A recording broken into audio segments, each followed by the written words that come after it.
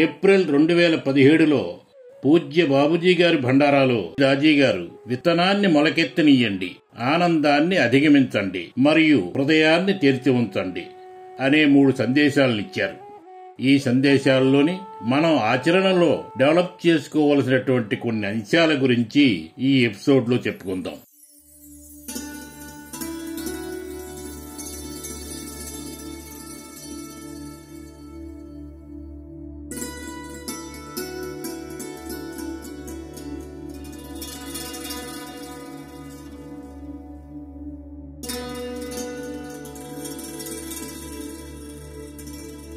సహజ మార్గము సులువైనది, చాలా సరళమైనది.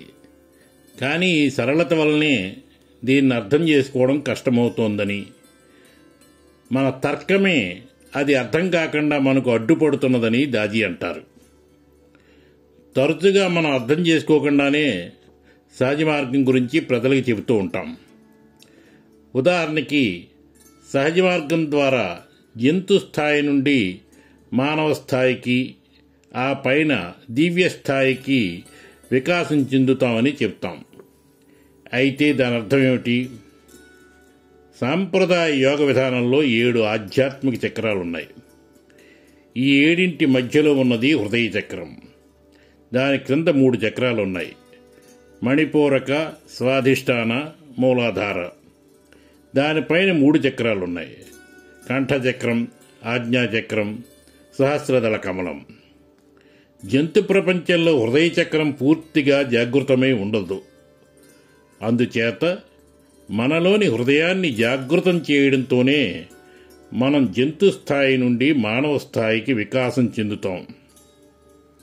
మనం దైనందిన వ్యవహారాల్లో, కుటుంబ వ్యవహారాల్లో మన హృదయాన్ని వినియోగించకుంటే మనం మళ్లీ జంతు స్థాయికి దిగజారిపోతున్నట్లే. మనం చిరాకుగా, ప్రతిక్రియాశీలకంగా ఉంటే అది మానవత్వం కాదు. మానవులు మేధస్సుని, హృదయాన్ని కలిపి వినియోగించాలి. ఇక మానవ స్థాయి నుండి దివ్య స్థాయికి వికాసం చెందడానికి బ్రహ్మాండ మండలం అనే సరిహద్దు ఒకటి ఉంది. దానిని దాటాలి. అందుకు మన హృదయం కరగాలి, విస్తరించాలి. సాంప్రదాయ యోగానికి సహస్రదళ కమలమే సర్వస్వము. అది సచ్చిదానందం యొక్క సర్వస్వముగా చెప్పబడింది.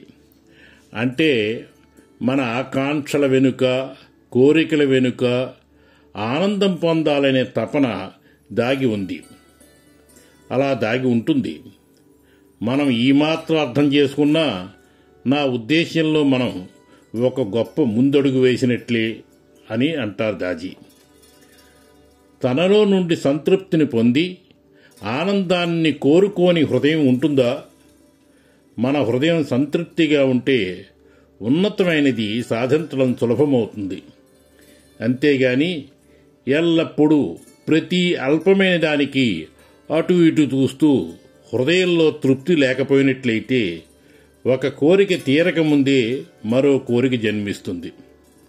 సహజ మార్గంలో మనం సంస్కారాలని పొర తర్వాత పొరలాగా తొలగిస్తూ ఉంటాం. ఎంత త్వరగా వాటిని తొలగించి మనం ముందుకు వెళతామనేది మనపైనే ఆధారపడి ఉంటుంది.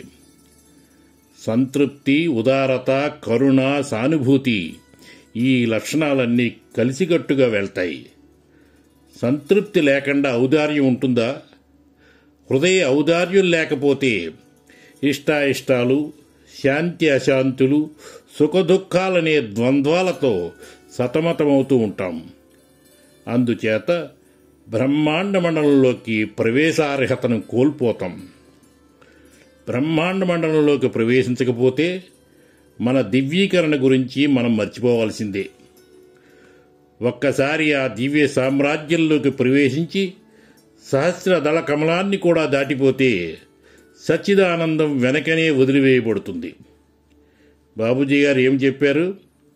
సచ్చిదానందంతో తలమునకలు కాకండి. ఎందుకంటే ఆనందం కోసం కోరిక ఉన్నంతకాలం అది దివ్య సామ్రాజ్యంలోకి ప్రవేశించకుండా అడ్డుపడుతుంది. మనం చేరవలసిన అత్యున్నత స్థితి సంతృప్తికి అతీతమైనది, ప్రేమకు అతీతమైనది, మనం ఊహించగల ప్రతి దానికి అది అతీతమైనది. కాబట్టి ఈ యాత్ర మనలో కొన్ని మంచి లక్షణాలు ఉండి తీరాలని అంటోంది. అన్ని ద్వంద్వాలను అధిగమించాలి, ఔదార్యాన్ని పెంచుకోవాలి, సచ్చిదానందం గురించి మర్చిపోవాలి. అప్పుడు మనం చివరి లక్ష్యాన్ని తేలికగా చేరగలుగుతాం. మాస్టర్ గారిని ఒకదాని తర్వాత ఒకటిగా మంచి లక్షణాలని ప్రసాదించమని ప్రార్థిద్దాం. ఆ కానుకల్ని మనం డౌన్లోడ్ చేసుకోవచ్చు. ప్రతి ఉదయము ఒక మంచి లక్షణాన్ని గుర్తించి, మాస్టర్ నాకు ఈ లక్షణాన్ని ప్రసాదించండి, అలాగే ఒక అవలక్షణాన్ని గుర్తించి, మాస్టర్ నా నుండి ఈ అవలక్షణాన్ని తొలగించుకోవడంలో సహాయపడండి అని ప్రార్థించండి.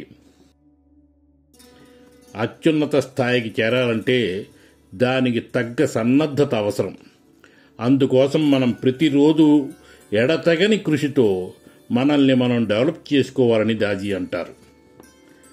సహజ మార్గంలో ఉన్న సౌందర్యం ఏమిటంటే, మనం చిత్తశుద్ధితో కొనసాగిస్తూ ఉంటే మనం కొత్త వాళ్ళమైనా సరే, ఇంకా ఉన్నత క్షేత్రాలు చేరకపోయినప్పటికీ ఉన్నత స్థితి కోసం తపిస్తే అది దిగి వస్తుంది. దీనికి ఉదాహరణగా దాజీ తన స్వానుభవాన్ని చెప్పారు. I'll give you a brief example from my own personal experience. Once during my visit to Shahjahanpur, ఆయన షాజహాన్పూర్ సందర్శించిన ఒక సందర్భంలో బాబూజీ గారితో ఆయన రసిక్ భాయ్ కూర్చుని ఉండగా బాబూజీ దాజీ వైపు చూసి, రోజులో 24 గంటలు నీవు ఈ స్థితిలోనే ఉండాలి అన్నారు. he looks at me and says like this with his fingers, you should stay in this condition 24 hours a day. And when you reflect inside, what is he trying to say? What condition is he referring to? That I found later on in our books at the state of abudiyat. Daaji అప్పుడు ఉన్న స్థితి ప్రభుపద్ధలోకి ప్రవేశించే ముందు వచ్చే అభూదియాత్ స్థితి, అంటే అప్రాముఖ్యత స్థితి అని తర్వాత పుస్తకాల ద్వారా దాజీ కనుగొన్నారు. ఆ సమయంలో దాజీ 3వ బిందువు దాటలేదు. అయినా ఆ స్థితి ప్రసాదించబడిందని, గొప్ప సమర్థత గల మాస్టర్ కొత్త వాళ్లకైనా ఉన్నత స్థితుల్ని ప్రసాదించగలరని చెప్పారు. దాజీ అంటారు, హృదయాన్ని తెరిచి ఉంచండి, దానిని తర్కానికి దూరంగా ఉంచండి, మతంతో జరిగిన దానికి దూరంగా ఉంచండి, అది ఇది అనే వాటికి దూరంగా ఉండండి. అప్పుడు మాత్రమే మనం దివ్య కృపను పొందగలం. When we say, my Lord, I don't know anything, I'm yet a beggar in front of you. ఓ ప్రభు, నాకేమీ తెలియదు, నేను మీ ముందు యాచకుణ్ణి అని మనం అంటే ఏదో ఇంద్రజాలమే జరుగుతుంది. అంతేగాని నాకన్నీ తెలుసు, అన్ని పూజలు చేసేశాను, నాకు వేదాలు ఉపనిషత్తులు కంఠతా వచ్చు అంటే, సరే నీ పాండిత్యం నువ్వే ఉంచుకో అని సమాధానం వస్తుంది. అనుభవం లేని జ్ఞానం కేవలం డొల్ల, దానికి ఏ విలువ ఉండదు. అందుకే తెరిచిన హృదయంతో రండి. ద్వంద్వాలు, సందేహాలు, తర్కాలు తీసుకొస్తే మీరు సమస్యల్లో పడతారు. వ్యక్తిత్వవాదం, స్వార్థం, స్వీయ కేంద్రిత్వం ఇవన్నీ పోవాలి.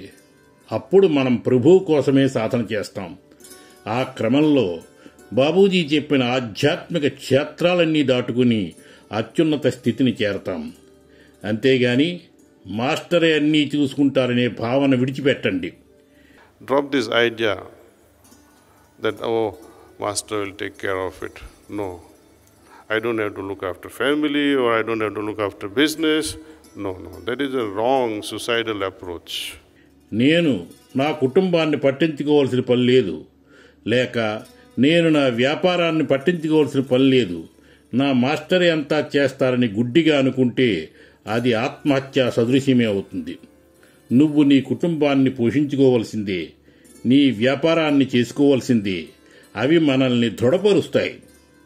అవును, నా హృదయంలో దివ్యత్వం ఉంది, నా కాళ్లపై నేను నిలబడగలను, ఆధ్యాత్మికతలో కొనసాగగలను, క్రమపద్ధతిగా సాధన చేస్తాను. నిద్రపోయే ముందు ఈరోజు ఎటువంటి తప్పు చేయలేదని నాకు నేను, అలాగే ఆ భగవంతుడికి ఎదురుపడగలను అని ఈ మాత్రమైనా అనగలిగితే అది ఒక గౌరవంగా భావించండి. అప్పుడు ఈ మాటల అవసరం కూడా లేదు. హాయిగా ఏ అపరాధ భావన లేకుండా భగవంతుని చేతుల్లో నిద్రపోండి. Let us not do anything that can spoil our own image. Forget about the mission and the master and God. Your self-esteem, your spiritual progress, your spiritual expansion, consciousness expansion is at stake if you don't listen to the heart. Mission, master, భగవంతుడు ఇవన్నీ సరే, మీ హృదయం చెప్పింది వినకుంటే మీ ఆత్మగౌరవం మాటేమిటి? మీ ఆధ్యాత్మిక ప్రగతి, ఆధ్యాత్మిక విస్తరణ ఎలా జరుగుతాయి? అందుచేత నా ఆధ్యాత్మిక ప్రగతికి నేనే బాధ్యుడను అని సాధన చేయండి. మాస్టర్ ఉన్నారనడంలో, వారి సహాయం ఉంటుందనడంలో సందేహం లేదు. అయితే అది అందుకునేలా మనం జీవించాలని దాజీ అన్నారు. మనలో కనీసం 100 మంది అభ్యాసులు మేల్కొని సహజ మార్గాన్ని తీక్షణంగా చేపడితే భారతదేశ ముఖ చిత్రాన్నే మార్చివేయగలమని బాబూజీ చెప్పినట్లు మనం ప్రాణాహుతిని 10 మందితో పంచుకోవాలని, ప్రేమను పంచాలని, మన దేశాన్ని మహోన్నతంగా చేయాలంటే, మళ్లీ భారతదేశానికి ఆధ్యాత్మిక వైభవం రావాలంటే మనం ఎన్నడూ లేనంతగా ఇప్పుడు మన వంతు కృషి చేయాలని దాజీ అందరికీ మేల్కొలుపు పిలుపునిచ్చారు. ఏప్రిల్ 2018లో పూజ్య దాజీ గారు ఇచ్చిన సందేశం గురించి నెక్స్ట్ ఎపిసోడ్లో చెప్పుకుందాం. అందరికీ ధన్యవాదాలు.